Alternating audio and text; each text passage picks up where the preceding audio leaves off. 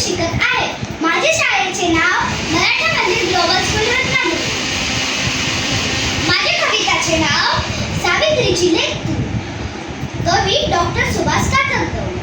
सावित्रीची लेक तू, आत्मसन्मानाची ज्योत हाती घेऊन अडथळ्यांना लाथाडून सदैव पुढे जातो. सीतेची उपेक्षा तू ते आता दूर खाऊ, नको हतबलता त्या द्रौपदीची. विचार जाप तू खडसावून, आपला तू सपला तू, नको